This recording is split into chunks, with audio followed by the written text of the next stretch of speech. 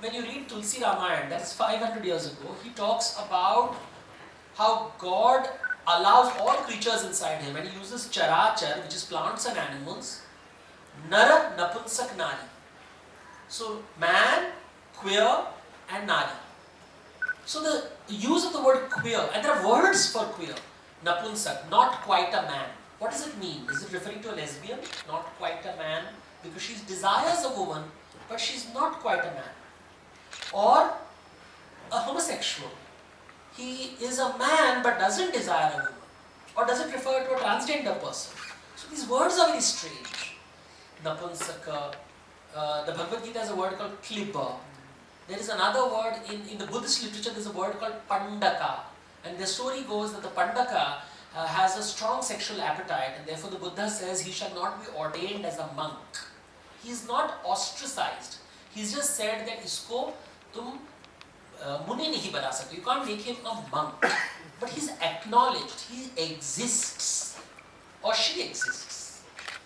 So when you read the Vinaya Pitaka, there is continuous reference to creatures, living beings, Jivatma, whose body is neither male nor female, or whose mind is neither male nor female. Which means there's a comfort with the absence of boxes. Now you can argue, what does it mean? Is it neuter, male, female, neuter? Is it male, female, androgynous? That's open to speculation. But what is interesting is that you don't find this in Greek mythology. You don't find this in Abrahamic mythology. Greek mythology has stories of man-boy love. Very clean man-boy love. So there will be a man who falls in love with a boy. So the king of the Greek gods, Zeus, falls in love with a boy called Ganymedes. Or Poseidon, the god of the sea, falls in love with a boy called Pelops. Or there are women, the moment they become intelligent and powerful, are not associated with men at all. So the goddess Athena has no male consort or lover. Artemis, who loves hunting, has only the company of virgin girls.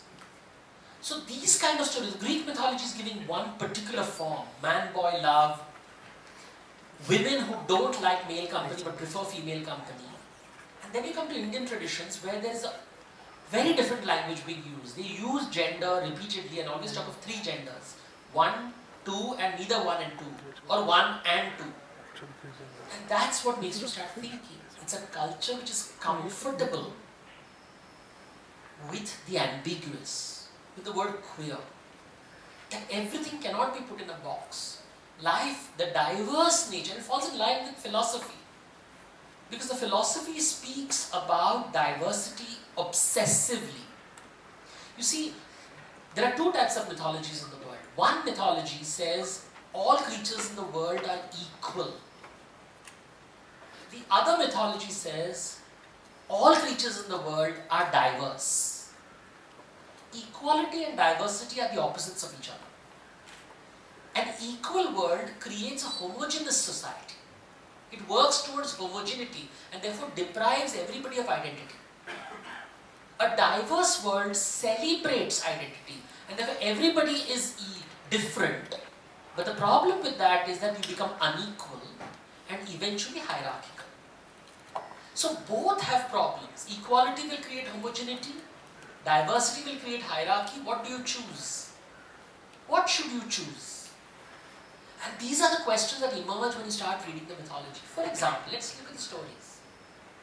In the stories, there says that when Krishna is playing the Rasa Leela with the Gopikas, so many gods want to participate and they want to see Krishna sing and dance with the Gopikas.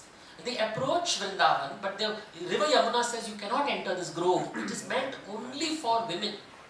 So the gods so desperately want to see Krishna that they become women. They enter the waters and they come out as women. So in Mathura there is a temple called Gopeshwar temple, where the Shivalinga is decorated with a nut of a woman. So Shiva, the great supremely masculine god, has no problems wearing a nut so that he can see Krishna dance.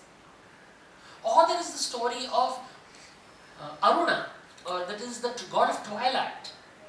And the god of twilight wants to see the dance of the Apsaras in Indralok, but nobody is allowed to see the dance of the Apsara. The only man allowed is Indra.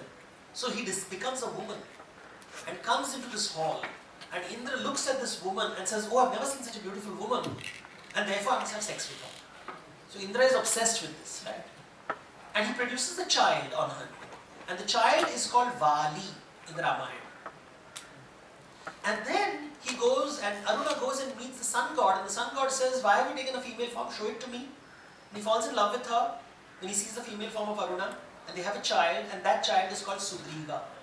So Vali and Sugriv suddenly have a mother who is not quite a woman. How do I see the story? How do I decode the story? What is the meaning of this story? Or there are stories where Vishnu turns into Mohini. So she becomes feminine. She chooses the female body to enchant Shiva. This transformation of gender is so casual. It's talked about repeatedly, not just in the Hindu traditions, but also the Buddhist traditions, also the Jain traditions. There is the story in Yoga Vasishtha of a queen who is very, very educated, but a husband cannot accept the fact that his wife can be educated. Says, I will get knowledge only from the sages in the forest. So he goes to the forest. So the wife says, how do I get this man back? So she enters the forest in the form of a man, educates him and brings him back. You can see the misogyny in the story. And who saves the queen? Her comfort with being queer. She becomes a man to bring him back. So these stories where gender is so fluid, the body is very fluid. What meaning do we give these stories? In the Brahmotsavam celebrations, every year, which happens in Tirupati, the Lord is taken on a palanquin. He has different dresses. On one day he dresses up as a woman. Vishnu has no problem wearing a sari. How do I decode this? Is he talking about the flesh should not be taken too seriously?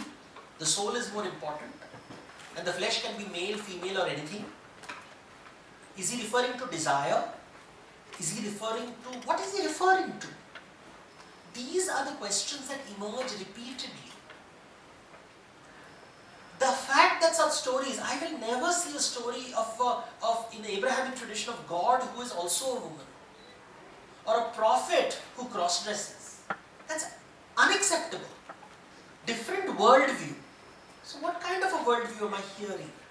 I'm hearing about, when you read Tamil poetry, and in Tamil poetry also you find this word like pedi. A strange one, maybe a pronunciation I'm not 100% sure, but there is a reference to men who cross-dress, women who cross-dress. When you go to the Madurai Meenakshi temple, you'll find a full-breasted woman with a moustache. What does it mean? Or a very macho-looking man, but bent like a dancer. What does it mean? These are questions that emerge repeatedly. Why the need for these words? Why this comfort with different kinds of ideas? For example, they will say the temple should be, the image of the Yari is important. Yari has an elephant head with a lion's body. And you're like, why a mix? Why do you have to mix these two? Elephant ko elephant rakho, lion ko lion rakho.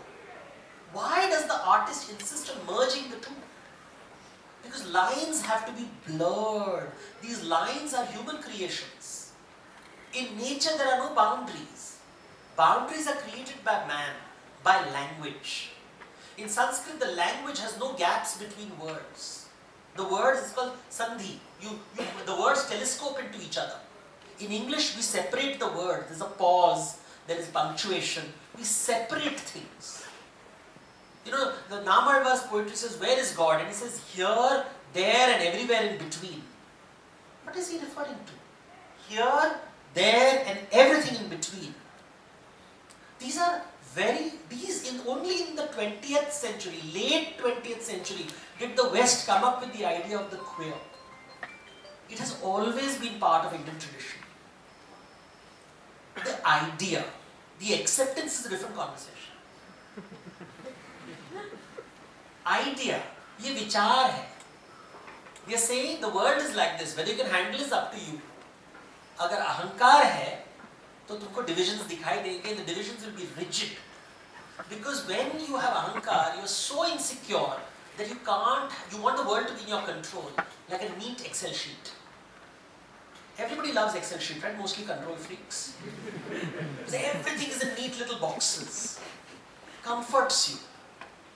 But the moment your mind expands, the moment you're comfortable, you're able to see the information, the knowledge and the wisdom beyond the data. You grow out of the Excel sheet and you move into the PowerPoint presentation. That's the world of the Atma, where there are no lines. There can be lines if you want there to be lines. But you're able to see things without boundaries. And you're able to appreciate desire in all its fluid forms. That, ladies and gentlemen, is queer mythology. And I think we should be proud of our country that is so comfortable with this idea. And hopefully we'll figure out that also exists in reality. Thank you.